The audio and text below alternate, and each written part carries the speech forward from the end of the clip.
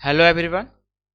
आज हम लोग class 11 chapter 2 relation and function पढ़ेंगे। ठीक है, हम लोग उसी तरह पढ़ेंगे जैसे अभी तक पढ़ते आ रहे थे, एनसीईआरटी आर एस अग्रवाल से रिलेटेड। चलिए देखते हैं। पर हम लोग पहले यही सवाल होगा कि रिलेशन होता क्या है।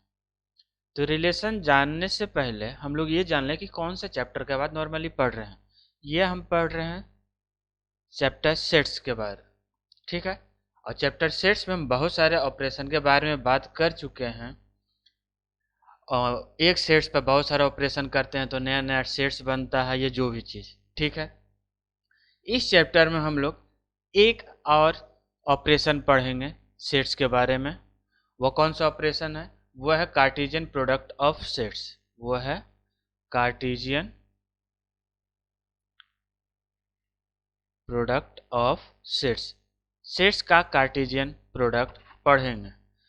पर इसको पढ़ने से भी पहले हमको एक चीज़ और पहले पढ़ना होगा, वो है ऑर्डर्ड पेयर। ऑर्डर्ड पेयर, ये ऑर्डर्ड पेयर होता क्या है, पहले इसके बारे में पढ़ ले तो फिर कार्टेशियन प्रोडक्ट पढ़ने में हेल्प मिलेगा। ठीक है, तो देखते हैं आर एस अग्रवाल में क्या दिया हुआ है इसके बारे में। ऑर्डर्ड पेयर समझिएगा। नॉर्मली ये सोचिए, अगर हम बोल दें कि एक लड़का एक लड़की, सिंपल सी बात है, एक लड़का लड़की छोड़िए, यहाँ पर हम बात करते हैं हर फैमिली का। हर फैमिली का हस्बैंड वाइफ इस पार्टी में आए। मान लीजिए मैं एक अपार्टमेंट में रहता हूँ और मेरे अपार्टमेंट में 50 फैमिली हैं, 50 फ्लैट हैं तो 50 फैमिली हैं। उसमें से मैं बोला कि मेरे यहाँ पार्टी है, आप लोग आइए। पर फैमिली में तो क्या है, बहुत सारे होंगे, पर हम बोल रहे हैं हस्बैंड और वाइफ, यही दो लोग रहते हैं। हम यहाँ पे कह रहे हैं कि जो भी आए आप अपना नाम लिखिएगा पहले, उसके बाद फिर नाम भी कैसे लिखना, पहले हस्बैंड का फिर वाइफ का, ये फिक्स ऑर्डर में लिखना है। कोई हस्बैंड की जगह वाइफ नहीं लिखेगा, वाइफ की जगह हस्बैंड नहीं लिखेगा। ये जो एक पैटर्न फॉलो हुआ कि पहले हस्बैंड देन वाइफ, यही पैटर्न को बोलेंगे ऑर्डर्ड पेयर।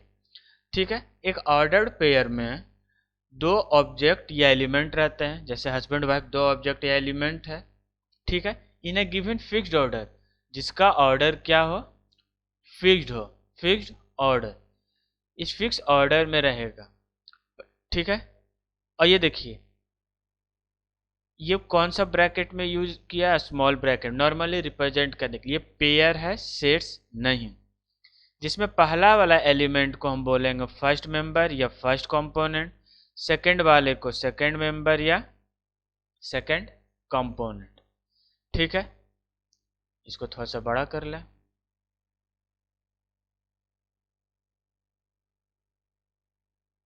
हाँ, अब ठीक है, समझ पाए क्या, कि फर्स्ट मेंबर को बोलेंगे फर्स्ट कंपोनेंट जो कि ए है, बी सेकंड मेंबर है तो इसको बोलेंगे सेकंड एलिमेंट या सेकंड कंपोनेंट। ठीक, यहाँ एक चीज ध्यान रखिएगा, क्या क्या ध्यान रखना है, ध्यान ये रखना है, ये जो ऑर्डर्ड पेयर है ये सेट्स नहीं है। क्या नहीं है, सेट्स नहीं है। ठीक है, अब एक चीज और, यहां पर बस ये सोचिए कि ए में जो मैंने बोला, जिस अपार्टमेंट में लोग रहते हैं हस्बैंड, इसमें सारा हस्बैंड का बारे में लिख दिया गया। बी में उसी के वाइफ के बारे में लिख दिया गया। तो हम यहाँ कह रहे हैं ए कॉमा बी, मतलब ए रिप्रेजेंट कर रहा है element of set A, B represent कर रहा है एलिमेंट ऑफ सेट बी। तो यहाँ पर ए वो कहीं न कहीं सिर्फ सेट ए में होना चाहिए, बी, ये जो बी है एलिमेंट, ये कहीं न कहीं सिर्फ सेट बी से होना चाहिए। ठीक है, पहला चीज। दूसरा, अब यहाँ पर देखिए, अगर उसका पोजीशन चेंज कर दें तो इक्वल नहीं होगा। जिस तरह यहाँ पर देखिए, ये जो ग्राफ दिया हुआ है, नॉर्मली कार्टेशियन प्रोडक्ट, यानी कार्टेशियन प्रोडक्ट नहीं, सॉरी, एक्स और वाई एक्सिस में 2,3 और 3,2 सेम नहीं होता है। ठीक उसी तरह ऑर्डर्ड पेयर में A, B और B, A सेम नहीं होगा, क्योंकि दोनों का पोजीशन कहीं ना कहीं अलग है। ठीक है, पर ये ध्यान, हाँ, ये कह सकते हैं अगर दो ऑर्डर्ड पेयर को हम बोल दें इक्वल है, अगर दो ऑर्डर्ड पेयर को हम लोग बोल दें इक्वल है, जैसे A, B equal to C, D, तो समझेंगे पहला वाला पहले के बराबर, फर्स्ट एलिमेंट के बराबर, मतलब A हो गया C के बराबर और B हो गया D के बराबर। ठीक है, उम्मीद है इसमें कोई डाउट नहीं होगा। चलिए आगे देखते हैं। ये इक्वालिटी हो गया। चलिए अब इस पर हम न्यूमेरिकल देख लेते हैं क्या है। चलिए रेज कर ले पहले। एग्जाम्पल 1, ए और बी निकालना है। ये देखिए दो ऑर्डर्ड पेयर दिया हुआ, ऑर्डर्ड पेयर सेट नहीं, और बीच में इक्वल टू का साइन, यानी A-1 इक्वल टू 2 के बराबर और B+5 3 के बराबर। इसको सॉल्व कर दीजिए तो A equal to 3 and B equal to -2 हो गया। यही वैल्यू निकालना है। बस इसी तरह इसमें भी करना है, बस इसमें दो इक्वेशन आएगा और कुछ नहीं। चाहे फ्रैक्शन में आए, जिस फॉर्म में आए, अगर दे दिया ऑर्डर पे इक्वल है तो सॉल्व करना है, इसमें संकोच वाली कोई बात नहीं है। चलिए इसी का देख लीजिए पहले, एक third number, x/3 + 1 equal to 5/3। तो क्या होगा, इसको सॉल्व करेंगे, x/3 इक्वल टू 5/3 -1। सॉल्व करेंगे तो क्या होगा, x/3 इक्वल टू, एलसीएम लेंगे 2, 3 2/3 हो जाएगा। Means x equal to 2। Same process से y इक्वल टू 1, ये निकल जाएगा। इक्वालिटी ऑफ ऑर्डर्ड पेयर, यानी कि जो अभी कर रहे हैं ना, इसी को बोलते हैं equality of ordered pair. Equality means equal, order pair means order pair को इक्वल करना। चलिए अब देखते हैं फोर्थ नंबर, x और y है, x² + y² = 25। अब दोनों x और y क्या है, होल नंबर है, तो x का अलग अलग वैल्यू, y का अलग अलग वैल्यू। अगर x 0 लेते हैं तो y 5, अगर x 3 लेंगे तो y 4। अब बस इसका उल्टा कर दीजिए तभी ऑर्डर पेयर बन पाएगा। हो गया, ये इसका ऑर्डर पेयर है, और 5 0। ठीक है, उम्मीद है इसमें कोई डाउट नहीं होगा। चलिए मेन चीज हो गया ऑर्डर्ड पेयर। अब ऑर्डर्ड पेयर क्यों बताए हैं, ये सोचने वाली बात है। ऑर्डर्ड पेयर से हमने समझा सॉरी, ऑर्डर्ड पेयर से हमने समझा क्या, कि जो पहला एलिमेंट वो पहले ही लिखाएगा, जो दूसरा एलिमेंट है वो सेकंड में ही लिखाएगा, उसका एक ऑर्डर फिक्स है। वही चीज हमको कार्टेशियन प्रोडक्ट में करना है, पर ध्यान रखना है यहाँ पर सेट से रिलेटेड। जैसे जैसे वहाँ पर बस बोल दिया ऑर्डर्ड पेयर लिखना है, ठीक, तो यहाँ पर उसको सेट्स के रिप्रेजेंट में कहेंगे। अगर कोई सेट ए है, ए में क्या है, A1 A2 A3, A1 A2 dash dash चलते रहेगा। उसी तरह बी में क्या है, B1 B2 sorry B2 dash dash चलते रहेगा। और कार्टेशियन प्रोडक्ट में उस ऑर्डर पेयर को रिप्रेजेंट करते हैं A क्रॉस B, मल्टीप्लाई नहीं बोलेंगे इसको, ठीक है। इसका मतलब हुआ कि पहले हमारा एलिमेंट ए आएगा, फिर बी आएगा। ए जो कि होगा फर्स्ट सेट से, जो बी होगा सेकेंड सेट से। समझ पाए? यही है cartesian product of two sets. समझिएगा बात को। हम ऑर्डर पे इसलिए बताए हैं ताकि हम कार्ड सेट्स में उसको इंट्रोड्यूस कर सके, समझ पाए। ये एक नंबर नहीं है ये चीज़। हाँ, अब ये कार्टेशियन प्रोडक्ट का जो रिजल्ट आएगा वो सेट्स होगा, ठीक है। चलिए, यहाँ तक तो क्लियर हो गया। सब नोट्स करते चलिएगा आप लोग। अगला देखते हैं क्या। जैसे यहाँ पर देखिए ए क्रॉस बी, तो यहाँ पहले ए बी लिखा है। इसमें ए क्या है? ए से रिप्रेजेंट कर रहा है जो कि इससे है, और बी ये है, तो बी कहीं ना कहीं ये है, ठीक है। यहाँ पर ये चीज़ जो दिया हुआ है ये इम्पोर्टेंट है। चाहे सेट ए एम्प्टी हो या बी एम्प्टी हो या दोनों एम्प्टी हो, यहाँ पर ये और वाला साइन देखिएगा सॉरी, यहाँ और वाला साइन देखिएगा। और बताए थे सेट्स में, ऑपरेशन ऑफ सेट्स में, कि और यूज होता है किसके लिए? यूनियन के लिए। किसके लिए? यूनियन के लिए।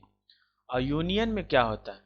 ए होता है या बी होता है या ए यूनियन बी, कुछ भी होता है। इसीलिए एंड और इम्पोर्टेंट है। समझ पाए? चाहे ए हो, बी हो या दोनों हो जाए, कुछ भी हो, ए क्रॉस बी यानी कि कार्टेशियन प्रोडक्ट उसका एम्प्टी ही होगा। पहला चीज इंपॉर्टेंट नोट कर लिए होंगे।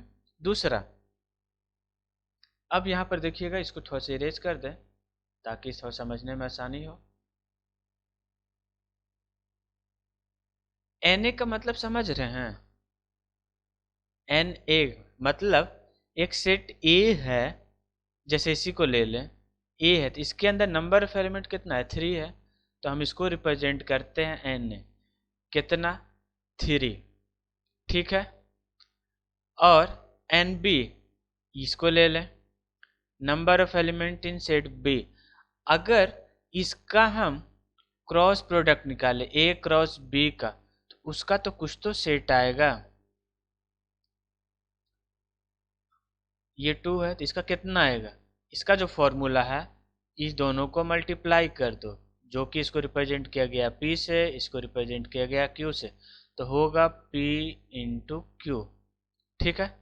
ऑर्डर्ड पेयर आगे पीछे हो जाने से उसका नंबर रिजल्ट नहीं बदलेगा, आंसर सेम नहीं है, मान रहे हैं। A cross B not equal to B cross A, पर number of element in A cross B equal to number of element in B cross A, ये होगा। समझ पा रहे हैं? ठीक है, नोट करिए, आगे देखते हैं। अब दूसरा देखिए क्या, if at least one element of, अगर ए और बी दोनों में एक भी अगर इनफाइनाइट हो तो उसका कार्टेशियन प्रोडक्ट भी इनफाइनाइट होगा। ए क्रॉस बी एक भी इनफाइनाइट हो, चाहे ए हो या बी हो या दोनों हो, कुछ भी हो, तो भी आंसर क्या होगा? Infinite Cartesian product. उम्मीद है समझ में आया होगा, ठीक है। चलिए, अब हम आगे इसका क्वेश्चन देखते हैं। एग्जाम्पल 1, 1 2 3 ये दिया हुआ है, ये दिया हुआ है। चलिए हम खुद ही लिख लेते हैं, पहले इसको इरेज कर ले जल्दी से।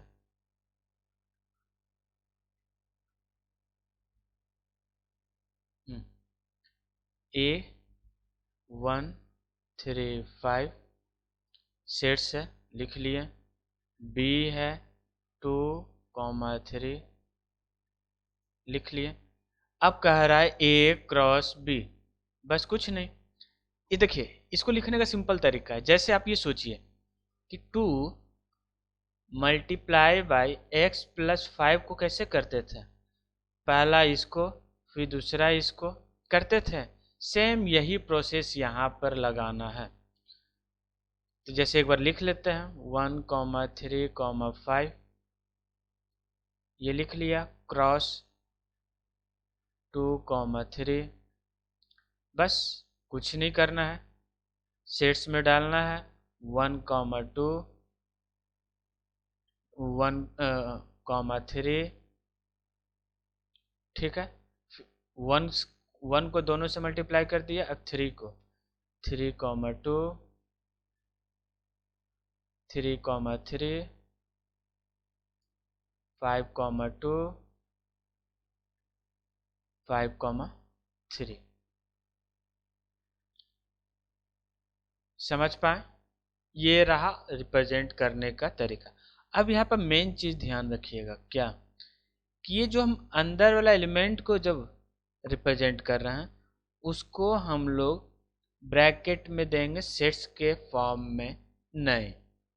ठीक है, ठीक उसी प्रकार बी क्रॉस ए भी हम लोग ले सकते हैं। अब ये दोनों का जो आया उसमें, चलिए इसको थोड़ा सा इरेज कर ले।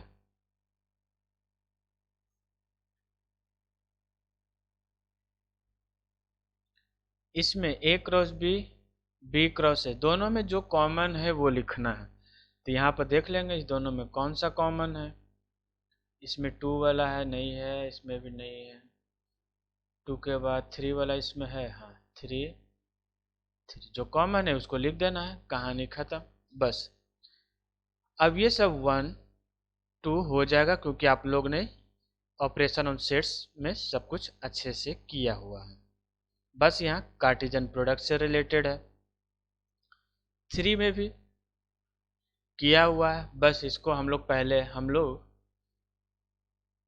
रोस्टर फॉर्म में लिख लेना है। ये रहा रोस्टर फॉर्म में ए बी सी। उसके बाद जो ये वेरीफाई करने का रहा, सिंपल सी बात है, इसमें कोई परेशान होना नहीं है। 1 2 3 सब हो जाएगा। मैं वही बताऊंगा जो थोड़ा सा हार्ड होगा, ए क्रॉस बी। अब देखिए ये इंपॉर्टेंट है, समझिएगा। ए क्रॉस बी दिया हुआ है, ये फाइंड ए बी। पहले A cross B, A cross B दिया हुआ है, कौन कौन सा पहले लिख लें।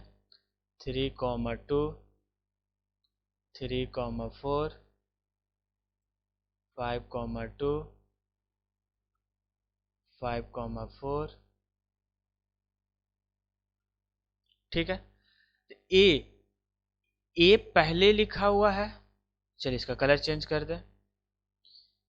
ए पहले लिखा हुआ है, तो जो भी ऑर्डर पे लिखा हुआ है उसमें पहले वाला लिख देना है। पहले में कौन कौन सा है, सिर्फ 3 और 5 है, चलिए लिखते हैं। पर डबल है तो डबल लिखने की जरूरत नहीं, क्यों? क्योंकि सेट्स में रिपीटेशन नॉट अलाउड, लिखेंगे कोई दिक्कत नहीं है, पर अलाउ नहीं है, मीनिंगलेस हो जाएगा वो, इसीलिए। इसी प्रकार बी का 2 4, बी का एलिमेंट क्या है 2,4, हो गया, कोई परेशानी वाली बात नहीं है। बस थोड़ा सा ध्यान देना है। क्वेश्चन नंबर 5, चलिए देखते हैं। ए बी दो गिवन सेट दिया हुआ इस तरह की, ए अक्रॉस बी में कितना एलिमेंट है 6 एलिमेंट है। ठीक है, ए क्रॉस बी का कुछ एलिमेंट दिया हुआ है, 3 एलिमेंट ये दिया है, बाकी 3 निकालना है।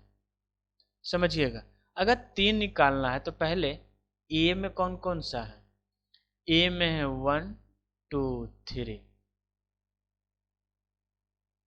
बी में कौन कौन सा होगा ये देख लें।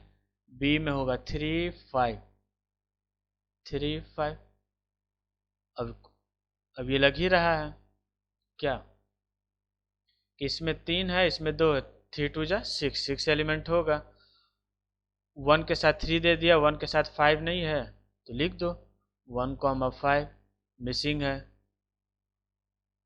दूसरा 2 के साथ 3 दिया है, नहीं दिया। 2 के साथ 3 मिसिंग है, 2 के साथ 3 मिसिंग।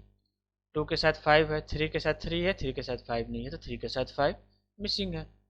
हो गया, घबराने वाली बात नहीं है। क्वेश्चन नंबर 6, ए बी दिया हो तो A cross B. A cross A का मतलब हुआ कि ए आपस में खुद ही, यानी ए कॉमा बी सेट्स इनटू ए कॉमा बी। ठीक है, ए कॉमा बी यानी ए इंटू ए, पहला को पहला से, पहला को दूसरा से, फिर दूसरा को पहला से, फिर दूसरा को दूसरा से। बस इतना ही से तो करना था। अब इसको हो गया, तो इसमें क्या दिक्कत है? कुछ नहीं। ये जो है, ठीक है, ये हमारा रिजल्ट हो जाएगा कार्टेशियन प्रोडक्ट। अब यहाँ ए बी दिया है या कोई नंबर दिया होगा, जस्ट इमेजिन ए बी दिया है या कोई नंबर। अब क्वेश्चन नंबर 7 में कह रहा है let R with the set of all real number. Real number है, ठीक है।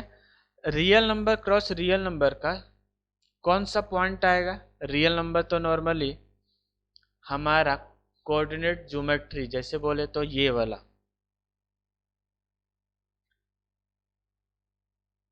ये वो इधर प्लस में लिखाता है, इधर माइनस में, इधर प्लस में, इधर माइनस में। इस पर जो भी रिप्रेजेंटेशन होता है वो रियल नंबर का ही होता है। तो जब r क्रॉस r होगा तो इस पे सभी कोऑर्डिनेट आएगा जो 2 डायमेंशनल प्लेस में है, स्पेस में। तो यही ना 2 डायमेंशनल स्पेस, इसी में होगा। ठीक है, चलिए नेक्स्ट क्वेश्चन देखते हैं। देखिए नेक्स्ट क्वेश्चन है ए क्रॉस ए में 9 एलिमेंट है, 2 ऑफ विच आर दिस, जिसमें से 2 दिया हुआ। Find the set A and the remaining element. Set ए निकालना है। मेन बात ध्यान देखिए कि ये कार्टेशियन प्रोडक्ट किसका है? ए क्रॉस ए का। मतलब यहाँ पर जो भी एलिमेंट है कहीं ना कहीं सिर्फ सेट ए का ही है। तो -1, 0 और 1। अब देखिए इसमें 3 है, इसमें 3 है, इसमें 3, 3 3 जा 9, 9 होगा बस। अब इसका ए क्रॉस ए लिख देना है, सिंपल सी बात है। इसी तरह पहला को पहला से, पहला दूसरा, पहला तीसरा। ठीक है, अब देखिए graphical representation of A cross B and B cross A. तो पहले देखते हैं 2 डायमेंशनल एक्सिस में, यही ना 2 डायमेंशनल एक्सिस जो अभी हम लोग देखे थे। इसमें ध्यान देने वाली क्या बात है? यहाँ ध्यान देने वाली बात कुछ नहीं है, सिंपल सा यही है। ए क्रॉस बी जो हमारा आया है, इसको नॉर्मली जिस तरह ग्राफ में रिप्रेजेंट करते हैं वो हो गया ग्राफिकल रिप्रेजेंटेशन। सॉरी, ये बस हो गया ए क्रॉस बी, एक्स्ट्रा कुछ नहीं। अगर इसी तरह हमको बी क्रॉस ए दिखाना है तो हम उसको नया ग्राफ में दिखा देंगे, इसमें भी कोई दिक्कत नहीं है, ये आपको आता है। अब ये इंपॉर्टेंट है एरो डायग्राम। ग्राफिकल रिप्रेजेंटेशन आपको कहीं यूज नहीं पड़ेगा या ना के बराबर। एरो डायग्राम मैक्सिमम यूज और कंफ्यूजन करने के लिए देंगे। तो पहले देख लेते हैं एरो डायग्राम। अगर ए ये दिया है, बी ये दिया है, तो ये क्या हो जाएगा? ए क्रॉस बी। समझिएगा, यानी पहला को क्या किया गया? सबसे रिप्रेजेंट किया गया है। सबसे मतलब -1 को 1 से रिलेट किया गया है, -1 को 3 से, यानी 1 को सबके साथ जोड़ दिया है। तो यहाँ पर देख रहे हैं ये जो पहला सेट है ये सेट ए है, ये सेट बी है। इसमें सबको, पहला को भी दोनों से जोड़ा है, दूसरा को भी दोनों से, तीसरा को भी दोनों से। अब ये जो सेट बी है इसको उल्टा कर दिया, बी क्रॉस ए। देखिए जब ए क्रॉस बी था तो ए को पहले रखा गया, बी को बाद में। अब बी क्रॉस ए है तो बी को पहले रखा गया, ए को बाद में। ठीक है, उम्मीद है इसमें कोई दिक्कत नहीं है। ये डबल दो एलिमेंट का था, दो सेट्स का था, तो हम इसको कह रहे थे कार्टेशियन प्रोडक्ट ऑफ सेट्स। अब इसको पढ़ने से पहले हम लोग ऑर्डर्ड पेयर पढ़े थे। क्या पढ़े थे? Ordered pair. पेयर नॉर्मली दो नंबर का ग्रुप होता है, यही ना होता है। अब हम लोग यहाँ देखेंगे ऑर्डर्ड ट्रिपलेट। ट्रिपलेट का मतलब 3 नंबर का ग्रुप, ए बी सी का एक ग्रुप। इसमें भी उसी तरह, जिस तरह डबल में पहले ए लिखाता था फिर भी, ट्रिपलेट में पहले ए फिर भी फिर सी। ठीक है, तो इसको हम एक साथ नहीं लेंगे, हम इसको स्टेप बाय स्टेप लेंगे। स्टेप बाय स्टेप का मतलब, अगर जैसे ये पहला एग्जांपल देखिए, सॉरी, पहला एग्जांपल देखिए, सेट ए दे दिया। अब ए क्रॉस ए निकालना है। सेट ए दे दिया है 1,2। अब निकालना है ए क्रॉस ए। तो पहले हम दो को लेंगे, ए क्रॉस ए निकालेंगे, जो रिजल्ट आएगा फिर उसको तीसरा से मल्टीप्लाई करेंगे। वही कह रहे हैं step by step. A cross ए लिया, लिख दिया क्रॉस, फिर इसको ट्रिपलेट जनरेट किया। समझ पाए? जिस तरह ऑर्डर्ड पेयर में करते थे, नॉर्मली कहें डबलेट जो समझने के लिए, यहाँ पर ट्रिपलेट में वही है। अब जो अभी देखे थे रियल नंबर का सेट्स, डबल होगा तो 2 डायमेंशनल प्लेन के लिए, अगर ट्रिपल है तो ये दिखाएगा 3 डायमेंशनल स्पेस। अब ये चीज़ ध्यान रखिए, अगर कोई भी एम्प्टी ना हो, आप किसी को भी आगे पीछे कर सकते हैं, ए क्रॉस बी पहले करके सी बाद में, या बी क्रॉस सी करके फिर ए, रिजल्ट सेम आएगा। ठीक है, अब इसका वेरिफिकेशन दिया हुआ है, ये सब आप लोग खुद कर लीजिए। ठीक है, ये तो रहा आर एस अग्रवाल से रिलेटेड। अब नॉर्मली जल्दी से एनसीईआरटी का भी देख लेते हैं। सब कुछ सेम है। कार्टेशियन प्रोडक्ट ऑफ सेट्स, इसमें directly cartesian product of sets दे दिया है, जो आप लोग उम्मीद है समझ गए हों। अब इसके बाद आगे क्या है, गिवन डिफिनीशन है। अगर दो सेट पी क्यू है तो पी क्रॉस क्यू लिखने का मतलब हम लोगों को यहाँ पे ऑर्डर्ड पेयर में लिखना है। देखिए यहाँ ऑर्डर्ड पेयर तो बोल दिया पर समझाया नहीं है यहाँ पर, इसलिए मैं पहले आर एस अग्रवाल पर गया। ठीक है, चलिए आगे देखते हैं। ऑर्डर्ड पेयर आर इक्वल तभी होगा जब फर्स्ट एलिमेंट के बराबर होगा, सेकेंड एलिमेंट भी सेकेंड एलिमेंट के बराबर होगा, जिसको कह रहे थे इक्वालिटी ऑफ ऑर्डर्ड पेयर। ये भी देख चुके हैं रिमार्क में, n A number of element in A, number of element in B, P and Q है तो प्रोडक्ट क्या होगा, पी क्यू। अगर दोनों नन एम्प्टी है तो रिजल्ट, और इनफाइनाइट है तो ए क्रॉस बी भी इनफाइनाइट होगा। ट्रिपलेट में भी सेम है, कुछ अंतर नहीं है। इसका वैल्यू निकालना कोई दिक्कत नहीं, ये सब आर एस अग्रवाल में हम लोग कर चुके हैं। अगर पहले आर एस अग्रवाल कर लेंगे तो एनसीईआरटी ना के बराबर जरूरत होगा। ठीक है, चलिए ये हो गया इंट्रोडक्शन। नेक्स्ट लेक्चर में हम लोग इसका सोल्यूशन देखेंगे, एनसीईआरटी और आर एस अग्रवाल दोनों का। तब तक के लिए बाय, ऑल द बेस्ट।